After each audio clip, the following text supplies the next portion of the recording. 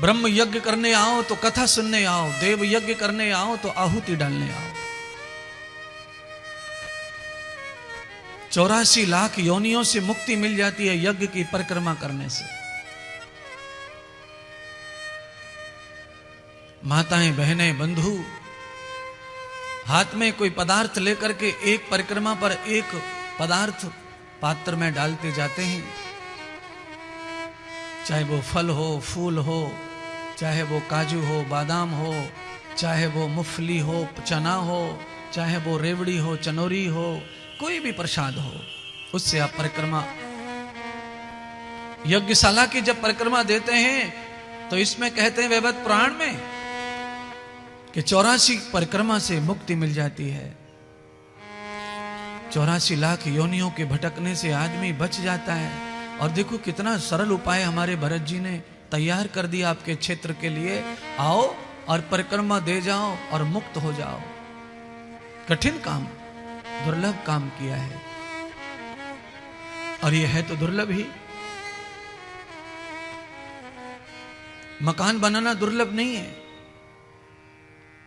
आपने प्लॉट खरीद लिया, यह भी दुर्लभ नहीं काम। रोज मजदूरी करने वाला भी मकान बना लेता है, प्लॉट खरीद लेता है, छत डाल लेता है, घर को सजा लेता है, बच्चों का ब्याह कर लेता है, विवाह। और उसके पास 1 लाख 2 लाख रुपए भी पड़े रहते हैं, 1000 10,000 रुपए भी पड़े रहते हैं। गरीब से गरीब आदमी के पास पैसा है,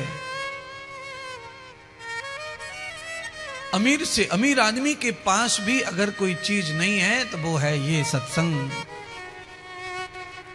दुर्लभम कृत्यान सत्संग भूयः, ये कर्म बड़ा दुर्लभ है।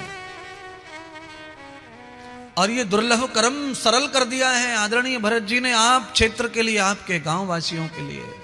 ऐसा दिव्य पांडाल, ऐसे महात्मा, ऐसे यज्ञ, ऐसे आचार्य आपके बीच लाए हैं अपनी पावन कमाई। आप सभी यजमान धन्य हैं कि आपका तन मन धन लेस मात्र भी अगर इसमें लगा है तो आप कृतार्थ हो गए। आपके क्षेत्र के पौधे में, पेड़ में, वृक्ष में, फसल में, सब में यज्ञ समा जाएगा। और वो यज्ञ हम भोजन के रूप में, हवा के रूप में रोज जब खाएंगे तो हमें रोग नहीं होंगे, हमें हमारी किडनियां नहीं जाएंगी, हमें कैंसर नहीं होगा, हमें मरने वाली बीमारियां नहीं होंगी, हमें दुविधा में डालने वाला कष्ट ना होगा। आहार यज्ञोन भूयंत प्राणः, भगवान कृष्ण गीता में कहते हैं कि यज्ञ ही तो प्राण है। जो भी यज्ञ में बैठ रहे हैं उनके प्राणों में शक्ति आ जाती है 7 दिन में। यज्ञ में बैठे बैठे भूखे प्यासे हवन करते रहते हैं तो भी चेहरा चमकता रहता है यज्ञ के कारण। क्यों? इतना घी खा नहीं सकता कोई ना, जितना घी हवन में चढ़ाते हैं उतना खा नहीं सकता कोई, खाएगा तो उसको दस्त हो जाएगा। और जब घी अग्नि में पड़ता है उसमें जड़ी बूटियां आहुति पड़ती हैं, तिल और जौ पड़ते हैं। तो आप कल्पना करो कि रोज आप कितना भोजन कर रहे हैं, कितनी पुष्टि बनेगी, कितना पावर शरीर में आएगा। अग्नि के द्वारा भाप बन के वो प्राणों में जाता है, श्वासों में जाता है, नेत्रों में जाता है, कर्णों में जाता है। आपका पूरा शरीर जो दूषित है वो पवित्र हो जाता है, अंदर देवता पवित्र प्रसन्न हो जाते हैं। वाक्चेष्टाम तनो विहात सरस्वती न पुण्याम।